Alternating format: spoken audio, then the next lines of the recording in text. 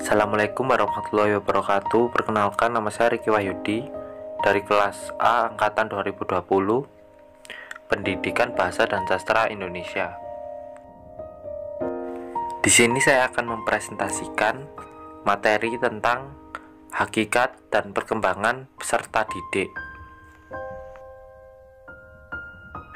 Untuk menghadapi era globalisasi sekarang ini, mau tak mau, Indonesia membutuhkan tenaga-tenaga sumber daya manusia yang baru.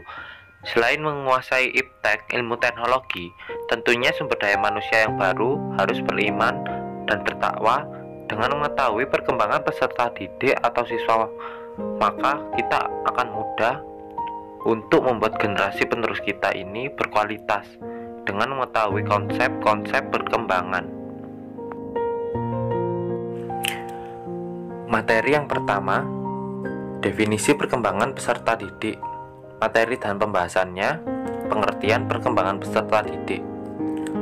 Apa itu perkembangan?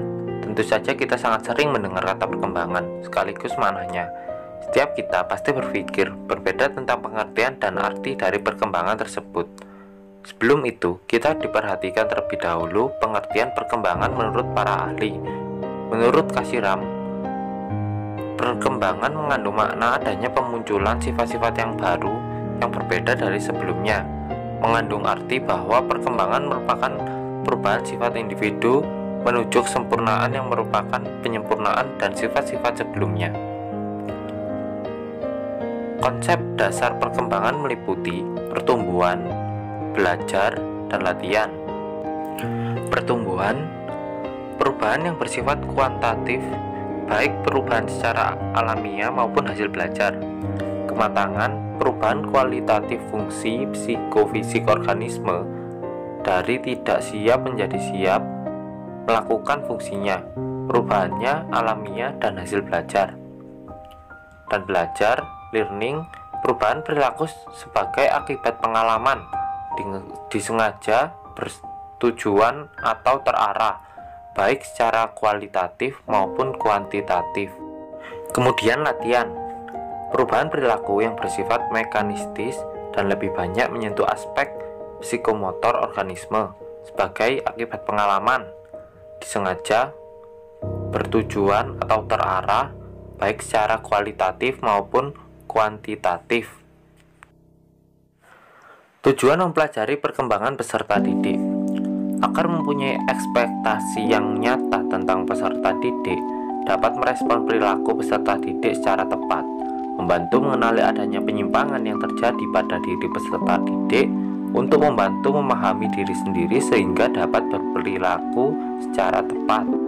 Manfaat mempelajari perkembangan peserta didik bagi pendidik, memberikan gambaran tentang perkembangan manusia sepanjang rentang kehidupan beserta faktor-faktor yang mempengaruhinya, yang meliputi aspek fisik, intelektual, emosi, dan moral, dan memberi gambaran tentang bagaimana proses pembelajaran yang tepat sesuai dengan tahapan perkembangan peserta didik.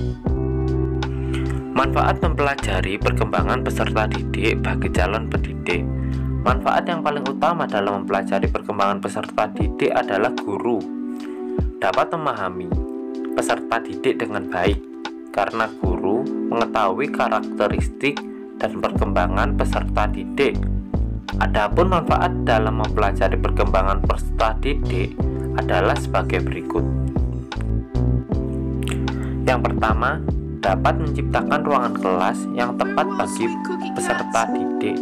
Dengan guru memahami konsep perkembangan peserta didik, guru akan mengetahui karakter peserta didik sehingga dalam pembelajaran dapat memilih suasana pembelajaran yang tepat untuk diaplikasikan di ruangan kelas.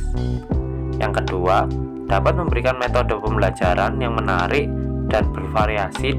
Dalam pembelajaran yang diperlukan adanya variasi metode dan model pembelajaran agar peserta didik tidak merasa bosan.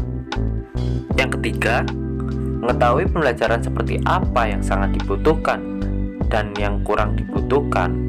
Memang dengan mengetahui karakteristik peserta didik, guru dapat lebih dalam mengetahui pelajaran apa yang tepat untuk diberikan kepada peserta didik. Yang keempat, Memberikan dorongan bagi peserta didik dalam berinteraksi, guru pun terkadang acuh dengan kondisi yang sedang dialami peserta didik.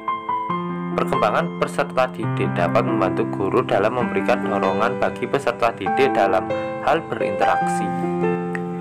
Yang kelima, dapat mengendalikan diri agar tidak membeda-bedakan anak yang satu dengan yang lainnya. Terkadang dalam proses pembelajaran di kelas, tidak sedikit guru yang membedakan peserta didik. Dengan memahami perkembangan peserta didik, guru akan sadar bahwa setiap peserta didik memiliki kemampuan motorik maupun psikomotorik yang berbeda-beda antara satu siswa dengan siswa yang lainnya. Yang keenam, dapat memahami peserta didik dengan baik. Manfaat yang paling utama dalam mempelajari perkembangan peserta didik adalah guru dapat memahami peserta didik dengan baik, karena guru mengetahui karakteristik dan perkembangan peserta didiknya. Berikut ini adalah daftar rujukan dari materi yang saya sampaikan dan yang saya presentasikan hari ini. Demikian presentasi dari saya, Riki Wahyudi, kelas A Angkatan 2020 Pendidikan Bahasa dan Sastra Indonesia.